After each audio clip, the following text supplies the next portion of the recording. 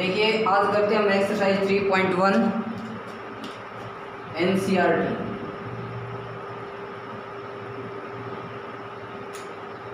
ठीक है, देखिए क्वेश्चन नंबर 1 में क्या है, ये मैट्रिक्स हमें गिवन है। ठीक है, तो हमने क्या बताना है फर्स्ट पार्ट में, the order of the matrix. तो इस मैट्रिक्स का ऑर्डर बताना, इट मीन्स यानी इस मैट्रिक्स के अंदर कितनी नंबर ऑफ कॉलम्स हैं, कितनी नंबर ऑफ रोज हैं। सबसे पहले हम नंबर ऑफ रोज देखेंगे, फिर number of columns. Second part में the number of elements, number of elements बताने हैं। थर्ड पार्ट में राइट द एलिमेंट्स, यानी ये जो एलिमेंट्स लिखे हुए हैं ये हमने बताने हैं ये क्या है। ठीक है, तो देखिए फर्स्ट पार्ट क्या है, the order of the elements, यानी इस मैट्रिक्स के अंदर नंबर ऑफ रोज बताइए कितनी, आप बताइए नंबर ऑफ रोज कितनी है। हाँ 12 है नंबर ऑफ रोज 3 है, यानी नंबर ऑफ हॉरिजॉन्टल लाइंस देखनी है आपने, कितनी है देखिए यहाँ पे 1 2 और 3। ठीक है, तो नंबर ऑफ रोज कितनी होगी इसमें 3, नंबर ऑफ कॉलम्स 4। देखिए 1 2 3 4, तो 3 इंटू 4 ये हमारा क्या आ गया, order of the matrix A. बैठिए। ठीक है, तो ऑर्डर ऑफ द मैट्रिक्स, जब भी किसी मैट्रिक्स का ऑर्डर बताना हो तो आपने देखना पड़ेगा उस मैट्रिक्स के अंदर नंबर ऑफ हॉरिजॉन्टल लाइंस और नंबर ऑफ वर्टिकल लाइंस। ठीक है, ध्यान रहे सबसे पहले नंबर ऑफ रोज लिखेंगे, फिर नंबर ऑफ कॉलम्स लिखेंगे। ठीक है, फिर अभी the number of elements, number of elements बताइए कितने हैं। शाबाश, बैठ। तो आपने देखो इसको काउंट नहीं करना है अंदर वालों को, कहीं काउंट करने लग जाओ सीधा। मैंने बताया था जो ऑर्डर फाइंड आउट किया है उसकी आप मल्टीप्लाई कर दो बस। बोलिए क्या है यहाँ पे 12। ठीक है, अब देखिए राइट द एलिमेंट्स, यानी ये एलिमेंट निकालना, जैसे A13 बता भाई। हाँ इसमें देख ले, बता देगा, बता दो। A24 बता, खड़े हो।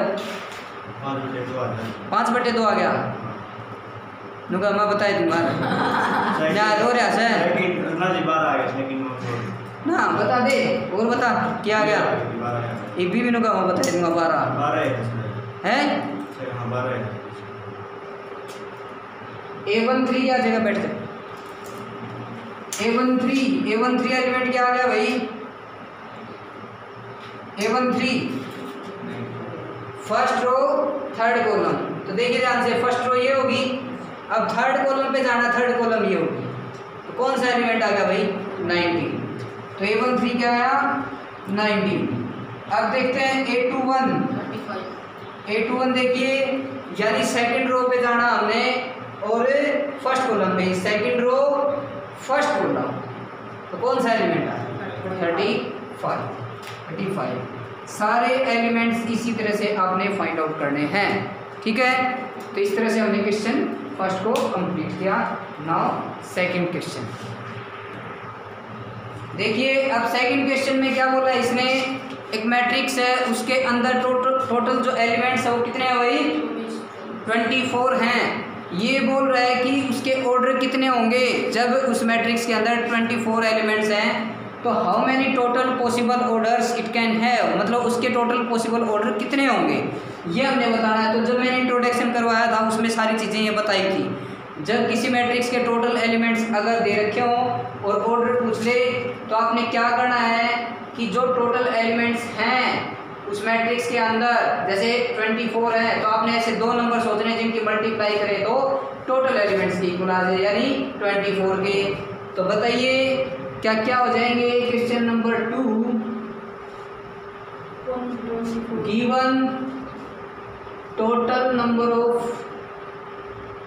नंबर ऑफ एलिमेंट्स कितने हैं भाई 24। अब पॉसिबल ऑर्डर्स क्या क्या हो जाएंगे बताइए। 1 इंटू 24, 2 इंटू 12, 3 इंटू 8, ठीक है, 4 इंटू 6, 6 इंटू 4, 8 इंटू 3, 12 इंटू 2 और 24 इंटू 1। तो total number of possible order, बताइए कितने आ गए पॉसिबल कितने आ गए भाई? देखो 1 2 3 4 5 6 7 8, आंसर कितना आ गया? ठीक है। अब इसी क्वेश्चन के अंदर थोड़ा सा और पूछ रखा है कि जब उस मैट्रिक्स के अंदर कितने एलिमेंट्स हों, 13 एलिमेंट हों, तब उसके पॉसिबल ऑर्डर क्या क्या होंगे? क्या क्या होंगे बताइए? 1 इंटू 13, 13 इंटू 1, तो नंबर ऑफ पॉसिबल ऑर्डर कितने आ जाएंगे उसके? 2 आ जाएंगे। इसी तरह से क्वेश्चन नंबर 3 में क्या बोल रखा है भाई? कितने हैं टोटल एलिमेंट्स? 18 है। तो वही क्वेश्चन है, यहाँ पे 24 दे रखा था, इसमें 18 दे दिया। खुद ट्राई करना है इसको। अब देखते हैं क्वेश्चन नंबर 4। क्वेश्चन नंबर 4 में देखिए क्या बोला इसने बोला है क्वेश्चन नंबर 4 में construct a 2x2 matrix whose elements are given bye.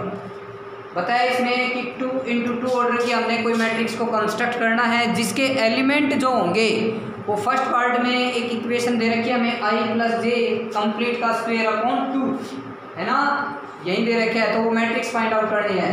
तो देखिए कुछ नहीं है, पहले तो आप रिक्वायर्ड मैट्रिक्स को सपोज कर लो, ठीक है। लेट रिक्वायर्ड मैट्रिक्स क्या मान ली? ए मान ली। अब वो कितने बाय कितने ऑर्डर किया भाई? 2 इंटू 2 ऑर्डर किया है, तो A11 A12 A21 और A2, मतलब उसमें 2 रो हों और 2 कॉलम हों, इस तरह से आपने मान लेना है, ठीक है। अब हमें इक्वेशन दे रखी है फर्स्ट पार्ट के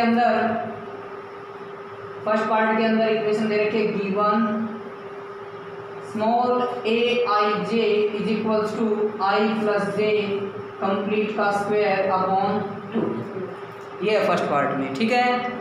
तो अब देखिए जैसे कि ये एलिमेंट तो हमने माने हैं, ये हमने फाइंड आउट करने पड़ेंगे। अब जैसे A11 एलिमेंट निकालोगे, देखो I की वैल्यू क्या है यहाँ पे 1 और J की वैल्यू क्या दिखा रखी है यहाँ पे 1, तो आगे I की जगह क्या रख दोगे 1 और J की जगह 1। देखिए 1 प्लस 1 कंप्लीट का स्क्वायर अपॉन 2, तो 1 प्लस 1 कितना हो गया 2 और 2 का स्क्वायर कितना आया 4 बाय 2 कैंसिल हो गया, कितना आया 2। इसी तरह से हम A12 एलिमेंट फाइंड आउट करेंगे। I की जगह अपनी बार 1, J की जगह 2, 1 प्लस 2 का स्क्वायर हो जाएगा अपॉन 2, 1 प्लस 2 कितना हो गया भाई 3 का स्क्वायर 9 बाय 2 आ गया। इसी तरह से A21 फाइंड आउट कर लेंगे, यानी I की जगह 2, J की जगह 1 कंप्लीट का स्क्वायर अपॉन 2, देखिए 2 प्लस 1 3 हो गया, 3 का स्क्वायर 9 बाय 2, ठीक है। तो A22 देखिए, यानी I की जगह 2, J की जगह 2 कंप्लीट का स्क्वायर अपॉन 2, कितना हो गया भाई 4 हो गया, 4 का स्क्वायर 16 बाय 2, अगर कटता हो तो काट दिया करो, ठीक है।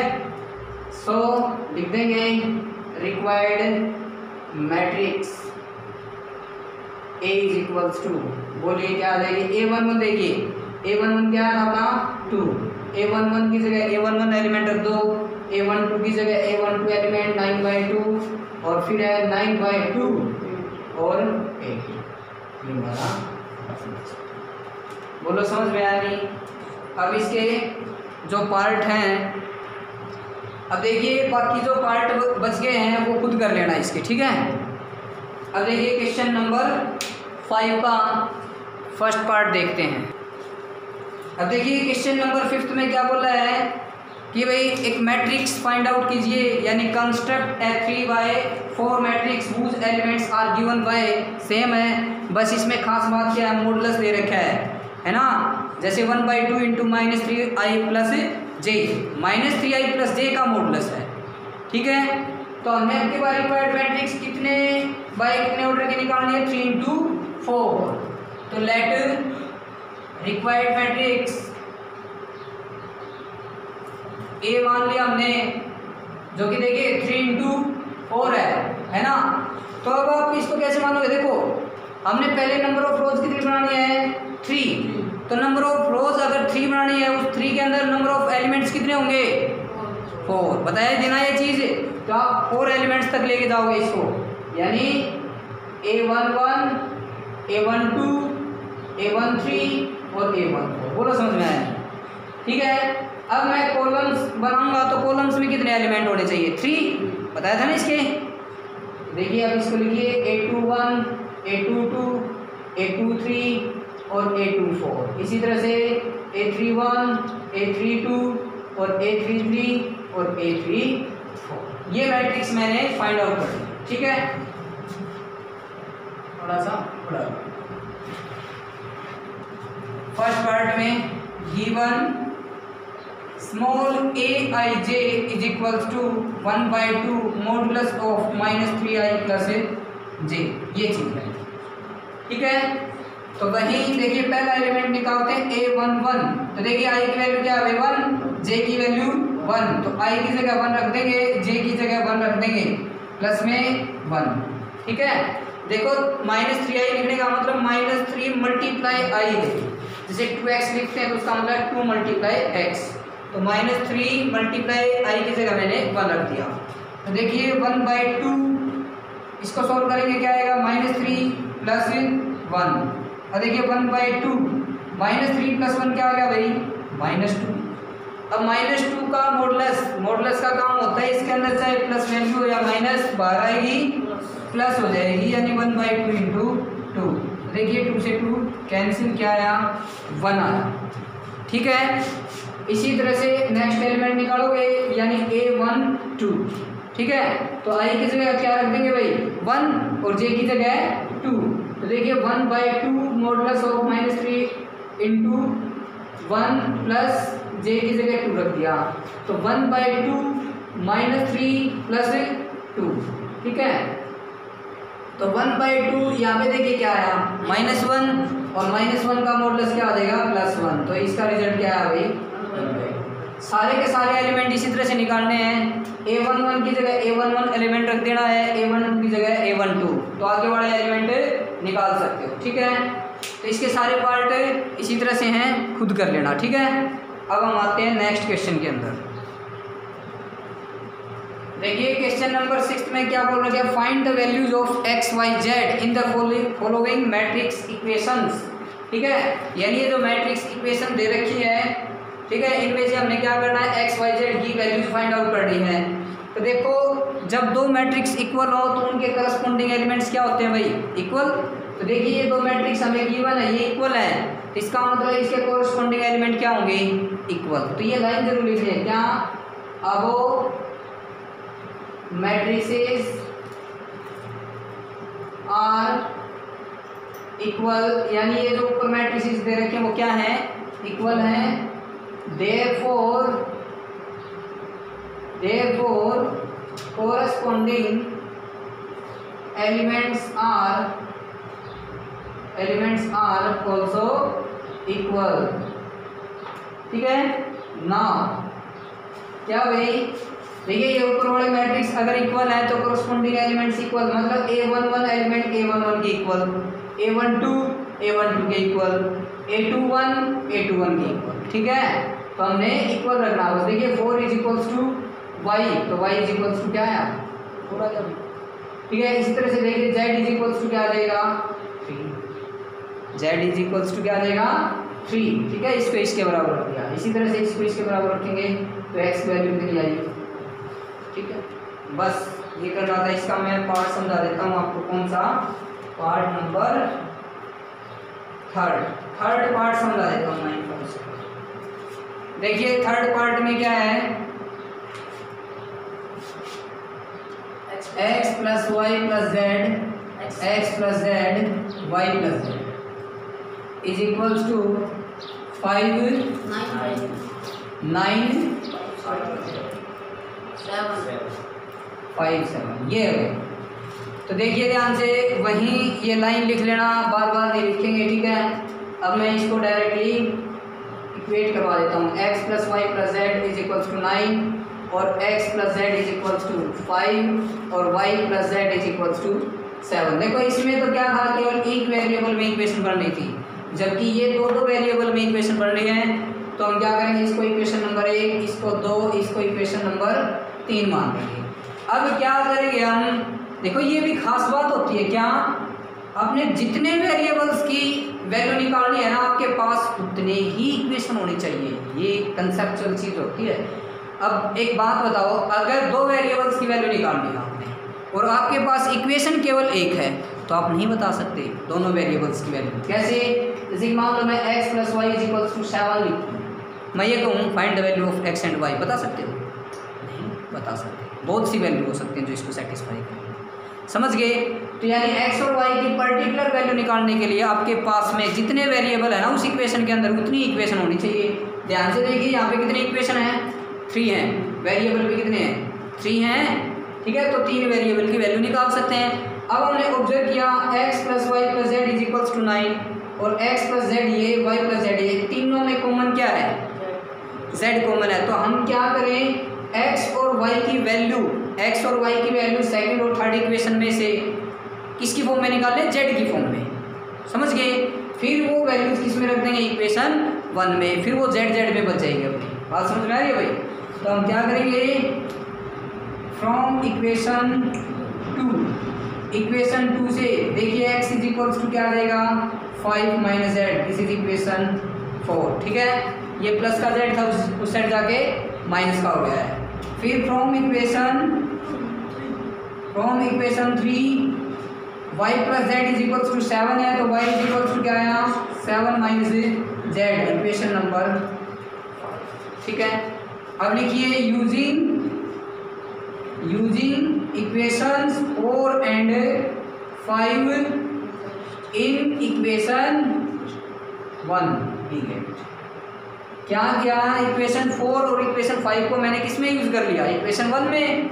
देखिए x की जगह क्या रखना है भाई? 5 - z, प्लस में y की जगह क्या रखना है? 7 - z और प्लस z है इज इक्वल टू। देखिए प्लस z - z कैंसिल, यहाँ पे क्या बच गया? -z। ठीक है, 5 + 7 कितना आ गया? 12 इज इक्वल टू 9। तो -z = 9 - 12 और -z = बोलिए कितना है? -3, माइनस से माइनस कैंसिल, z = कितना आ गया? ठीक है, अब z की वैल्यू 3 आ गई। z की वैल्यू यहाँ पे रख दो इक्वेशन 4 में, इसकी वैल्यू आ जाएगी, x की वैल्यू आ जाएगी। यहाँ पे रख दो z की वैल्यू, y की वैल्यू आ जाएगी। x y z की वैल्यू ही निकालनी थी। ठीक है, आगे खुद कर देना। अब देखिए क्वेश्चन नंबर 7, इसमें क्या करना हमने? a b c d इन चारों वेरिएबल्स की वैल्यूज फाइंड आउट करनी है। ठीक है, कुछ नहीं है, वही दो मैट्रिक्स इक्वल हैं तो कोरस्पॉन्डिंग एलिमेंट से इक्वल रख देंगे। वो लाइन जरूर लिखना, अभी ध्यान रखना इस चीज़ का। ठीक है, देखिए a11 एलिमेंट a11 के इक्वल रखा, a - b = -1 इक्वेशन 1। इसी तरह से 2a + c = 5 इक्वेशन नंबर 2 और 2a - b = 0 इक्वेशन नंबर 3। फिर वही 3c + d this is equal to 13 equation number 4। ठीक है, अब हमने देखो कितने वेरिएबल्स थे? 4। तो 4 इक्वेशंस बन रखी है, यानी सॉल्व कर सकते हैं। ठीक है, तो देखिए ध्यान से क्या करेंगे हम, फर्स्ट और थर्ड जो इक्वेशन उनको ध्यान से देखिए एक बार, फर्स्ट और थर्ड को, क्योंकि फर्स्ट और थर्ड ऐसी इक्वेशंस हैं जिसमें सेम वेरिएबल कंटेन कर रहे हैं। हमने वो इक्वेशंस ढूंढ ली पहले जिसमें सेम वेरिएबल कंटेन कर रहे हो दोनों, ए और बी में है दोनों इक्वेशंस, इन दोनों को सॉल्व कर लेंगे। ठीक है, देखिए फर्स्ट और थर्ड इक्वेशन में क्या कर देंगे हम? सब्ट्रैक्ट कर देंगे भाई, है ना। देखो बी से बी कैंसिल हो जाएगा, ए की वैल्यू आ जाएगी अपने पास। तो लिखिए subtracting of equation 1 from equation 3। मैंने क्या किया? इक्वेशन 1 को 3 में से घटा दिया, तो 3 इक्वेशन देखिए क्या है, 3 को ऊपर लिखेंगे अब 2a - b = 0 और इसको गए a - b = -1। ठीक है, फ्रॉम यानी जिसमें से घटाओगे उस इक्वेशन को ऊपर, ठीक है, और नीचे वाली को नीचे। ठीक है, देखिए ये माइनस, ये प्लस, ये प्लस, ये कट गया भाई, क्या बच गया यहाँ पे? a = 1। ए की वैल्यू क्या है? बोलिए, ए की वैल्यू 1 आ गई भाई। अब ये ए की वैल्यू किस में रख दोगे? इक्वेशन 1 में रख दीजिए, बी की वैल्यू आ जाएगी। फिर आप क्या करो, यही ए की वैल्यू यहाँ पे रख दीजिए इक्वेशन 2 में। सी की वैल्यू आ जाएगी, फिर ये सी की वैल्यू इक्वेशन 4 में रख दीजिए, डी की वैल्यू आ जाएगी। इस तरह से हमने इक्वेशन क्यों variables a b c d की वैल्यूज फाइंड, ठीक है। आगे खुद करना।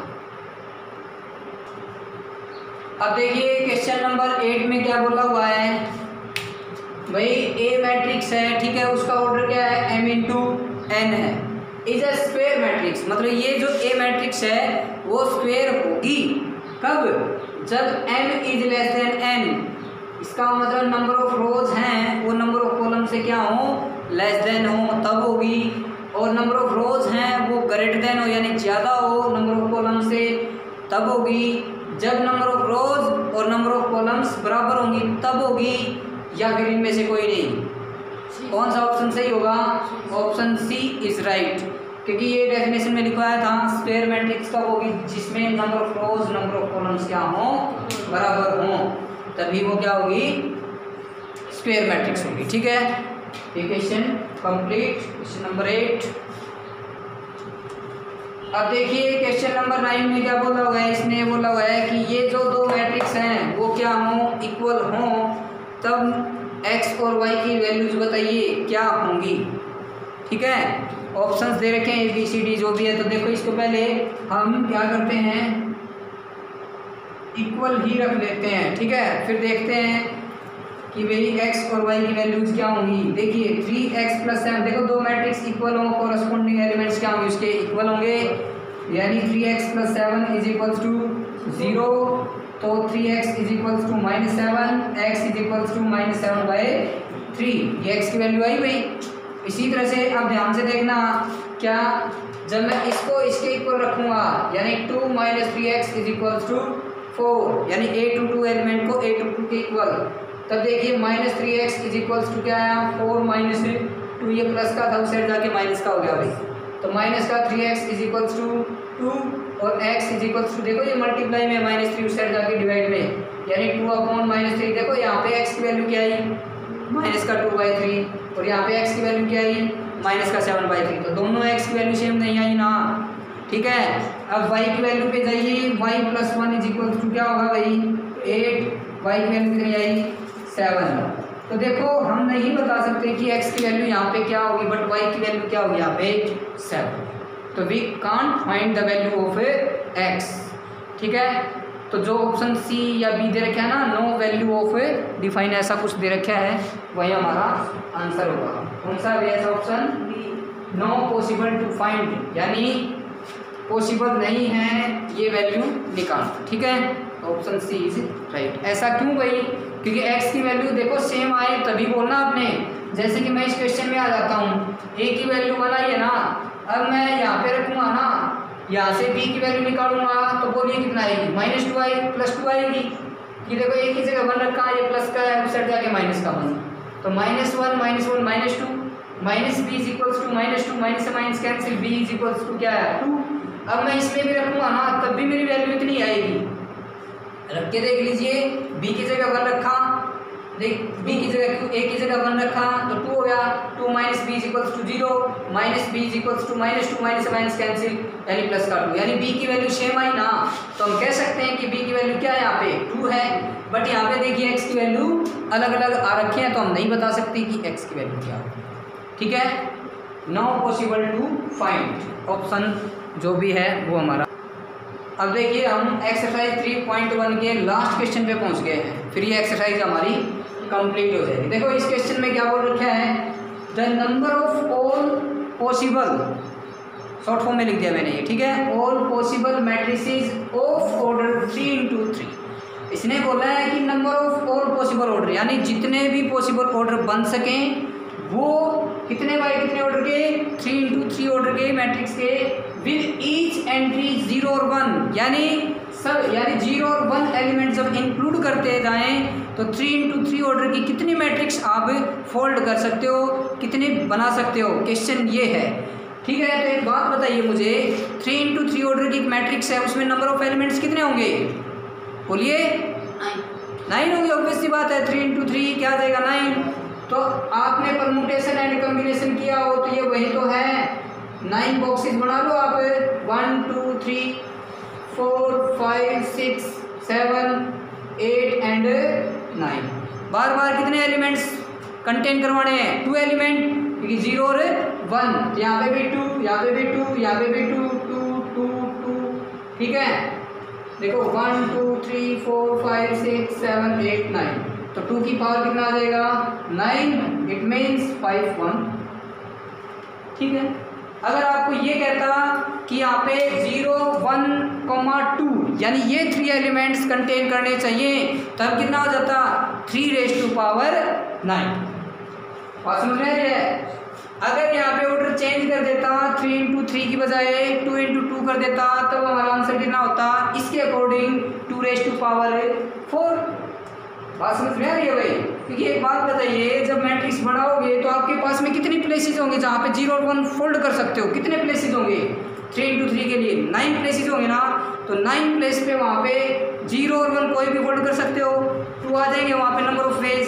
इसी तरह से आगे वाले एलिमेंट के लिए भी 2 रेज हो जाएंगे, इसी तरह से 2 2 फिल करते जाओगे, तो हमारा आंसर क्या आ जाएगा? 2⁻⁹ ठीक है, अगर शॉर्टकट चले तो जैसे जितने भी एलिमेंट आपने कंटेन करवाने हैं ना, वो लिख लीजिए। कितने एलिमेंट कंटेन करवाने हैं? 2। ठीक है, उसकी पावर क्या जो मैट्रिक्स दे रखी है उसमें नंबर ऑफ एलिमेंट्स कितने हैं?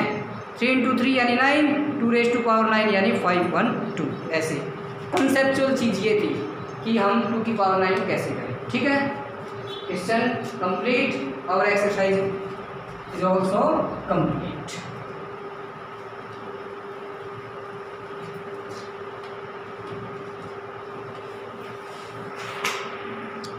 देखिए